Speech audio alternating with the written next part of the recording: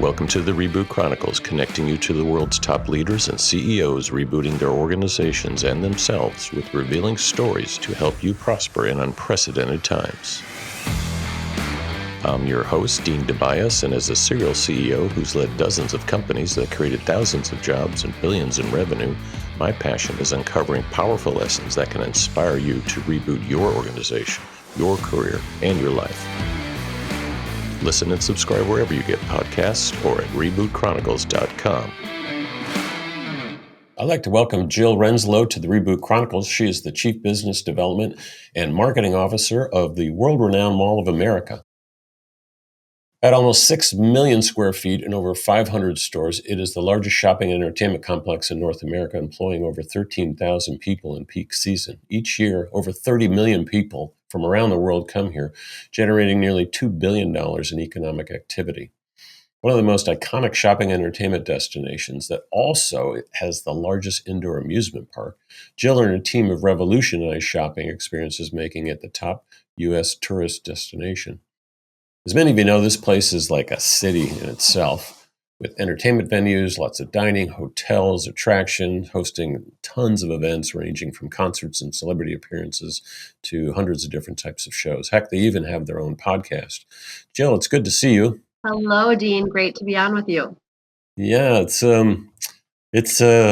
I think many of our listeners have been there, but many haven't. So it'd be nice for you to kind of paint a picture of it for us. But it seems like almost half of your visitors are tourists, which is very different from a regular mall. What makes it such a destination spot? Well, it is a mix of retail, entertainment, attractions, hospitality, and being able to have all those different uses really complement one another for our visitor base, which is about 60% local within the state of Minnesota and 40% from outstate. We get a lot of drive market visitors. We also get people that fly in from across the country and around the world. Minnesota is known for their no sales tax on clothing and shoes, so it's a nice benefit for those that are coming from out of state that are used to paying sales tax. So we love having those visitors here. And honestly, we've been around for 32 years and we just keep reinventing ourselves, bringing new brands to the mix, developing new partnerships, and really trying to deliver something that's unexpected to our guests. And so we want them to come back time and time again to experience something new every time they visit. Yeah, apparently they do have to make a big enough shopping list that no tax, depending on where you live, especially California and New Yorkish people, probably save enough for the plane ticket, I would guess. You know, you've been there, I think, since you were a child. You watched this thing grow, and the company has opened up other locations. You're a billion-dollar company just by yourselves. What's the journey been like for you? It has been an amazing journey. To your point, I did start here many years ago. I started as an intern and never left. I Wow. fell in love. And I think it's unique for people to be able to find their passion in a career path that challenges them and also follows their passions. And to be able to find that right out of the gate was just a blessing for me. And I work with an amazing team. And I love the fact that we have a family owned company. So we're able to be very agile and to try a lot of different things, take risks, and really put ourselves out there to try new things. And people expect that from us when they come to Mall of America. They expect to see what's new, things that are trending, innovation in a lot of different facets. So being able to play in the biggest playground across the world has been a ton of fun. And it's been really fascinating to see the changes in the retail industry as well, from online shopping to flipping back to brick and mortar, going through the pandemic. There's just been so many changes. And what's great is we continually reinvent ourselves and look for ways that we can be ahead of the curve and be a leader in the space to try those new things. Yeah, when I met with you in Chicago at the major retail show called Shop Talk, kind of an overwhelming show. Those of you that haven't met her, she's everybody seemed to know Jill as we walked around. And I think Mall of America, the word mall, I think does a disservice to you because when I go around the world and see malls, maybe except for Dubai and I don't know, maybe Harrods, but that's just a lot of decay in American malls. Mhm. It seems like, is anyone picking up on your experience supercharging and trying to get other malls around the U.S. to be more like you? I definitely think that other shopping centers are watching us. I mean, we all watch our competition and especially those that are leading the space to learn best practices. And we've learned a lot and we've shared across the industry. And I think what's important is as malls have been changing, you mentioned that it does, unfortunately, it's attached to our name. So people immediately go to the fact that it's a shopping mall, but we are truly an entertainment destination. When we opened our doors back in 92, we were about 80% retail, 20% attraction. And today we're about 65% retail and 35% attraction. So we've made a significant shift from our footprint to lean more in towards entertainment. And you're seeing more shopping centers across the country and around the world do that, repurpose their spaces, especially when you look at anchor stores, those footprints, they're being reinvented, either breaking them up into smaller spaces like we've done here at Mall of America, or transitioning those into workout facilities or other entertainment venues, or even living, Right. residential opportunities. So people are getting more creative with their space, and hopefully we've helped lead that way. Yeah, even some of the outlet mall, the out, whatever you call them, the outlet malls. Even some of the more aggressive ones have made the move into entertainment, which is amazing. I mean, people love that experience, but you're doing it at such a scale. I think the latest Black Friday you had a 500,000 people come through. Is that right? Over the weekend, that is correct. What's really interesting is because of our shift in attractions, we're seeing our dwell time, which is the duration of time that people spend at the property at one given time, actually increased by almost a full hour per on average. So we're seeing it used to be about 2 hours, and we recently have seen more 3 hours for that dwell time, which is really showing that when people come, they're not just shopping, they're dining, they're spending time in the attractions, they're enjoying the entertainment. So being able to have that mix helps increase that dwell time, which we all know when you spend a little bit more time places, typically you spend a little bit more money at those places. So it's great for us to see that increase in dwell time. A lot more money. Yeah, exactly. Are you seeing a lot of families coming through? Oh, most definitely. Families are the bread and butter of Mall of America. And when you look at generational shifts and being able to create traditions together as families, you see the parents or the grandparents transitioning those traditions to their younger ones and be able to see the families enjoy the property and really having something for everyone. So even when you look at attractions, we want to have attractions that have thrill seekers accommodated, but then you also want to see the little ones. We just recently opened Coco Melon, which is a newer attraction for the 0 to 6-year-olds. And it's more of that play area, very themed out.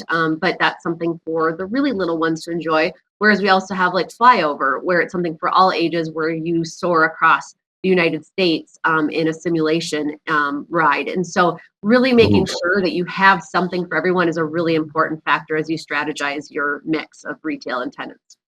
I want to try the flyover thing. Is your amusement park, is that Nickelodeon? It is Nickelodeon, so it's 7 acres right in the middle of our property, and so our architects were extremely, smart in configuring a space that's literally a racetrack around a theme park, and so it makes it very easy for guests to navigate such a big footprint, but it's also nice and unique because you don't have to pay an entrance fee. It's a pay-to-play type of model, so you don't have a gated entrance, so you literally can walk through the property and experience the theme park, for free if you choose to, but then obviously, if you want to jump on the rides, you can just experience a couple of them, or you can buy an all-day wristband and enjoy the park all day. Again, a variety of different rides and attractions for all ages. But Nickelodeon's been a partner for well over, I think we're at 16 years now with Nickelodeon, and so it's been a nice long ride. And before that was Camp Snoopy, and so we've had two different brands in our theme park over the years. Yeah, I've noticed that about you guys. Even talking to you in Chicago at our meetings is you have this partnership approach, which we love on Reboot Chronicles. That's how we do growth and innovation. Never do it alone. So it seems to be part of your DNA. What else you got cooking coming up with on the amusement side? Well, we're always looking for new ideas. Like I said, Coco Melon just recently opened. Activate just recently opened, which is a technology-driven competition type of attraction. And we still have some Mm. property to the north and to the east of our current building. So we're looking to build additional attractions. And one of the things on the horizon is a water park. We found that Water Very park is nice. a great complement to what we already have on property. Our sister malls in Canada, West Edmonton Mall, and also American Dream in New Jersey both have water parks. And it's just a great use of space and also to increase that duration of stay because hopefully people want to come for a day to enjoy the water park and stay for another day to enjoy the other attractions and shopping. And so really a destination for fun. And what's great about Mall of America is we have 2 connected hotels. So you don't even need to leave. You can just stay right on property and we're right across from the airport. And those of you that have been to Minnesota, it can get a little frigid in the winters. So you can literally land at the airport, take the light rail over, and never even have to go outside. You can just enjoy all the indoor activities. Yeah, Minneapolis kind of invented that years ago with the connecting buildings, so you didn't have to move from building to building outside. So Yeah. everything you're building is under roof, water park, everything. And actually, the water park would have a retractable roof because we do have Oh, even better. months of the year Yes. that we would love to enjoy. And it's what actually it helps is to give that clean air activity. And it's important for with the chlorine and the different chemicals that are in water parks, that open Yeah. air really keeps it balanced out throughout the year. Yeah, that's interesting. I mean, you guys are you're kind of like your own city. I want to get a little geeky here. So, do you have like, I mean, 13,000 employees, millions of people coming through? Like, do you have like a police department? You get like a jail and stuff? What? Well, I can't it's funny imagine that them you say running that. this thing on the back end. It is like running a small city because on any given day, we're the third largest city in the state of Minnesota. We can average about 100,000 people a day. And we have our own private security team. And then we partner with the Bloomington Police Department. They actually have a substation here at Mall of America. I So bet. that partnership is really important. And we know that we have a really unique property and we have to protect it as such. And so we have a lot of different layers of security from a surveillance system that's across the entire property to a canine unit. We actually have facial rec technology that we recently deployed to help identify persons of interest. So Yep. it's not used for marketing purposes, but for security alone. We have data analytics and different teams that are plainclothes officers and a lot of different layers to make sure we can protect this property. However, there are a lot of technologies like that retailers do use, not just for theft, but for monitoring traffic. And I don't know about facial rec, but trying to personalize the shopping experience using that technology. Do you see that? Typically, it's retailer by retailer, but do you see that more as the in your role more as the owner landlord, like providing it system wide tech tools that retailers can use on property? Absolutely. And being able to capture that data from a marketing perspective, again, not through facial rec, but through whether it's our Wi-Fi data. We also use Placer AI. We've been using them for the last year. It's been great to learn more of the direct analytics. We also have a loyalty program. And so those that sign up for our Oh, loyalty program nice. called Insiders allows us to learn more of the spending patterns and the cross patterns across the different brands. So even though our individual tenants have their own loyalty programs, this is on top of it where they can actually be more collective with multiple brands. And then they can also learn the shopping patterns and behaviors through the other the activity that their shoppers take part in. So it's been a very insightful tool and we're learning more and more about our customers because to your point, it's so important to create more personalization and customization for the shoppers. So when they come in, we can also expose them to brands that they might not be aware of and they always go to their favorites. But if we can open up the door to new brands for them to discover and explore, that's great for us to be able to have those cross. Are you Um, guys unique there, or is that a trend in property? we are unique in that space as far as a property and a landlord having Yeah. a loyalty program across multiple brands. And on the sustainability side, I've seen some reports of how aggressive you guys are. It's very impressive what you do in terms of waste and recycling and all that. But you actually don't heat the facility with like electricity and heaters and stuff. You keep it at 70 degrees. How the heck do you do that? That It's sounds 70 impossible. and sunny every day inside the mall. People always are shocked by that, the fact that we don't have central heating at a location in Minnesota. But individual stores are heated and our vestibules are heated. But the rest of the Uh, property, the common areas, are all from body heat and from our skylights. We have miles and miles of skylights that help with the heating. And so when you're walking around in the morning in the winter, it does get a little chilly, but it definitely warms up as more body heat, and obviously with the vestibule. So it is kind of a crazy fact.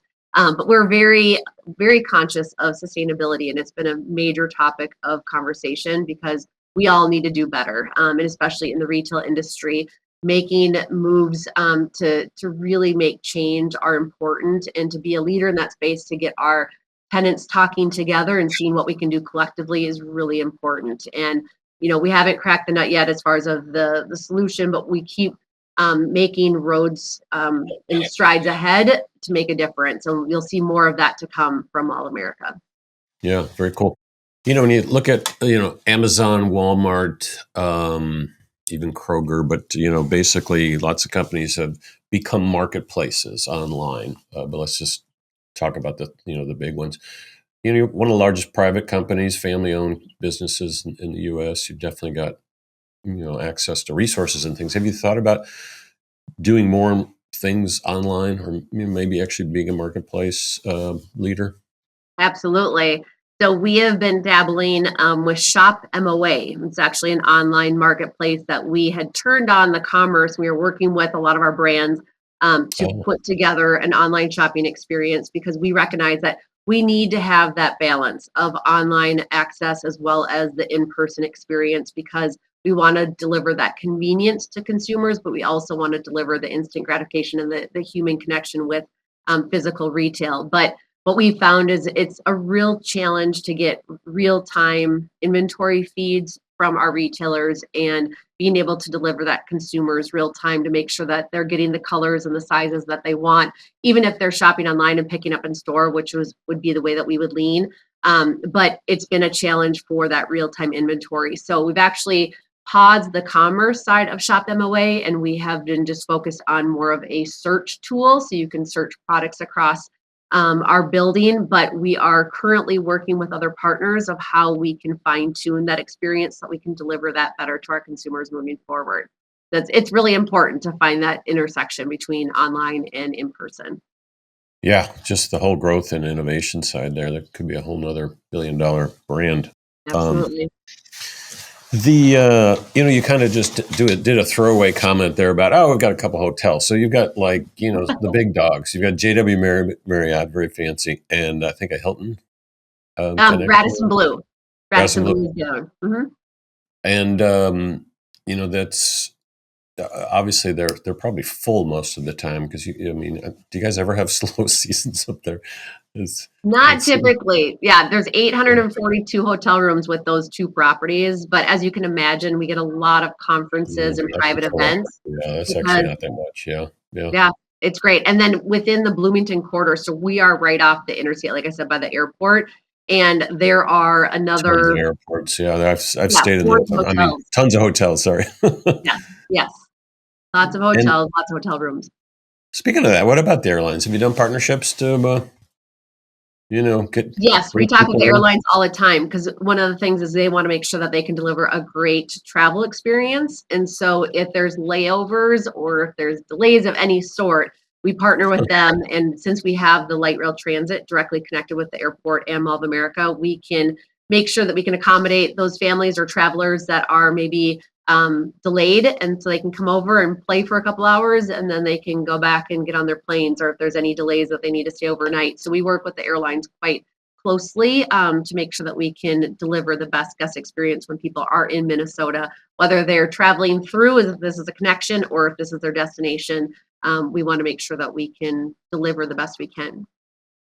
Yeah, it's looking more and more like Vegas. Do you guys have gambling up there? We do have gambling through our tribes. We have a few Native American tribes that have casinos on them, and there's further conversations about where Minnesota is going to be going with maybe sports betting and Yeah. things like that. But right now, they're on the reservations.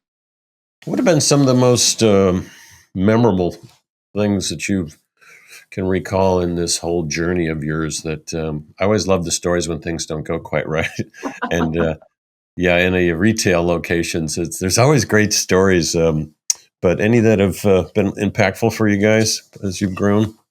So many. I mentioned Nickelodeon. I had the opportunity to lead the part of that project as far as the rebranding, and that was a huge opportunity for me and a milestone in my career here to be able to work with a major brand and to retheme a 7-acre theme park. In addition to that, I would say in it was in 2018 when we hosted the Super Bowl in Minnesota. It was the Patriots and the Eagles, and they actually both teams stayed at our two hotels. We hosted all of the media here, so we had Radio Row and the Media Center. Both teams hosted private events for their players and fans, family, and being able to be a major hub of the Super Bowl was really exciting. And just over the course of the 4 to 5 days of all the Super Bowl festivities, we had over 1 million people through our doors.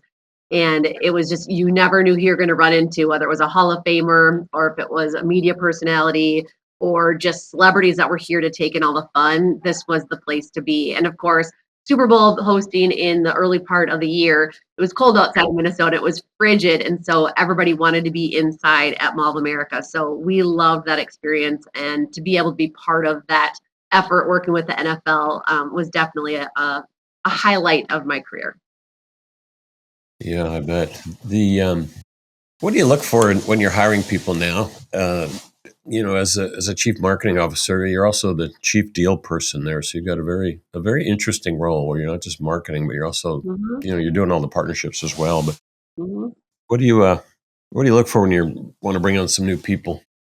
Yeah, I think it's really important to align skills and talents for sure, depending on what the position is. But I think when you look at specific characteristics, really looking for people that are curious. I think it's really important to drive creativity is to want people that are, want to learn more and ask the question why. I think that's a really important factor. I also love finding people that are resourceful.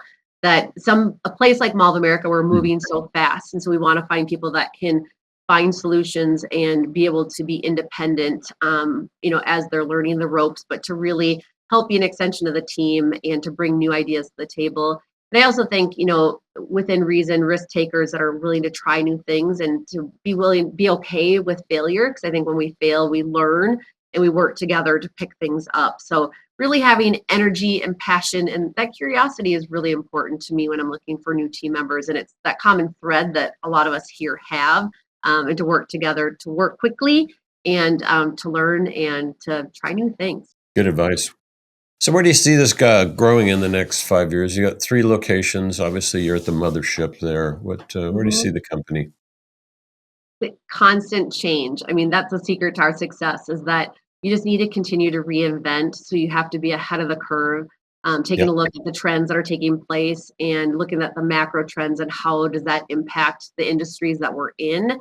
And to just constantly be learning and trying new things. And so, as I shared, we're really shifting our portfolio more towards entertainment and attractions. And I see that continuing to shift, but then we'll watch it to make sure that it's not taking over or monopolizing any other components that we have in the building.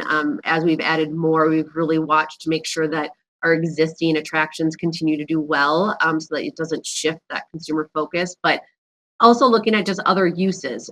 We've had medical tenants, we've had education, we've had fitness, office. We're currently in, we have an office tower and looking at those different uses that really complement the building so we can maximize our traffic on a regular basis throughout the year, but also looking at new partners that would benefit from being here. I mean, even when you look at the strategy from a leasing perspective, we constantly are shifting the brands that we're working with, and depending on who's hot, really watching the trends with even the direct to consumer brands that haven't been able to come to brick and mortar. We're finding solutions of how can we bring them to the stage and help them operationalize their stores. For example, we opened stores with Rent-The-Runway this year, and so they ship us the product, and our retail team operates the store.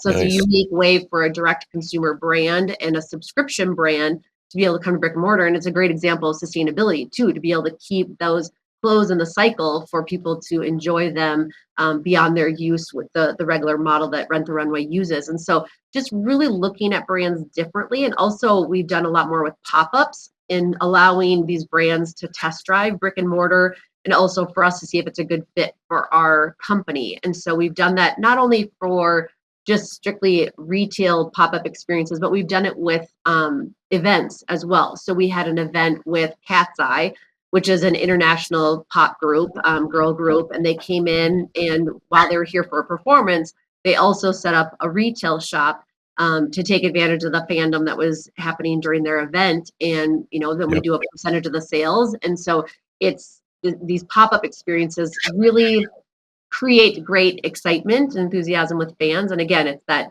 unexpected moment of surprise and delights. And so we'll definitely do more in that space as well. Oh, yeah. I love the pop-up thing. I mean, a lot of people do that, but I think your real innovative idea there is Rent-The-Runway example is perfect. It's like, hey, just send us your stuff. You guys are merchandising. We'll do the retail. You don't even have to come here. Well, you have to come here Mhm. maybe to get it started, but I Mhm. think you're onto something there. That's a fascinating trend. Are you looking at integrating housing too? Like a lot of retail and housing is combined now. Whole Foods seems to have a lot of the city slots where they're in the bottom, and the people are they never have to leave their building for groceries. Yeah. Are you already doing that? Have I? Is this old news? We really won't be adding any residential in the near term. We have a lot of adjacent residential opportunities here in Bloomington, Minnesota. So they've Yep. created a space so we have enough capacity right now. So I don't foresee that being on our property, but it's very conveniently located that it is that walkable experience where it's that lifestyle opportunity for the generation that's looking for convenience and be able to have everything in close proximity. So you really can live close to Mall of America. Some Yep. of us feel like we live here already, as much time as we spend, but it's we've Never got have to leave. a good balance with what's in our community. Yeah. So we've had, the big dog retailers on, chief executive of J.C. Penney, Walmart, a bunch of others. What advice would you give the small ones? So you have a lot of small merchants, large as well, but that aren't with you, of course, that are just the independent. A lot of them are struggling, and Mhm. I just like some of your creativity. Anything you can share with them to kind of get them through the next couple of years of Yeah, I think the key they is used to that call it the retail apocalypse. I don't know what they're calling it now, but I whatever. know, I know. And it is hard. I think what's unique for Mall of America is we work with small and big brands. We run the whole spectrum, and we think it's really important to have that mix because those small mom and pop shops, the entrepreneurs, we want to make sure that they get exposure at Mall of America to the world, just like the big brands do. And honestly, it's because our owners started as entrepreneurs when they came to the US, and they have a very special place in their heart for small businesses and to give them the opportunity and the exposure of Mall of America. And so we have a lot of flexibility in our lease agreements that we have for rent structures. So it's not just a cookie cutter for everybody that comes to Mall of America. And I think that's really important. And being able to provide them not only flexibility on the rent structure, but also the resources from examples from my team, having experts in social media and marketing and communications and PR, be able to help them build their brand and to have a strong voice and have us help them be a megaphone and amplify their messaging through our platforms is really valuable. And so we really try to help mentor some of those smaller businesses through the reins and in the hope that they can become a permanent tenant someday. Yeah, I think there's a market there for companies that actually aren't affiliated with you too that could use some help. Mhm. And lastly, as a CMO, what can other CMOs in just unrelated industries learn from you? You've already told a lot of it, but Mhm. anything else advice you'd give for consumer CMOs, for the next couple of years in terms of, the engagement side? You seem to be really helping people do that, but anything else? If there's one thing I've learned, especially over the past few years, is that change is inevitable. And the one thing that you can control is how you deal with change. I think it's, being bold and taking risks, trying new things because you don't know unless you give it a shot, and being able to be surrounded by an ownership group and an industry that is forgiving enough where you want to try new things and that you're going to learn a lot from that and being innovative. And innovation doesn't necessarily mean that technology needs to be integrated, but it's just about change and to really focus on those things that are important because not everything is, and you can get caught in the weeds really quickly. But to really keep your head focused on moving forward and the big things that are possible because I think when you can merge different brands together and create partnerships and step in those spaces that maybe haven't been explored before, exciting things can happen. And so I love this industry. I think the change is exciting. Some people get really stressed with change, but I think being able to embrace it and to help be a supporter in that effort and to be bold is important. Thanks, Jill. You've been listening to Jill Renslow on the Reboot Chronicles. This is Dean Tobias. We invite you to subscribe and check us out wherever you get podcasts or at rebootchronicles.com.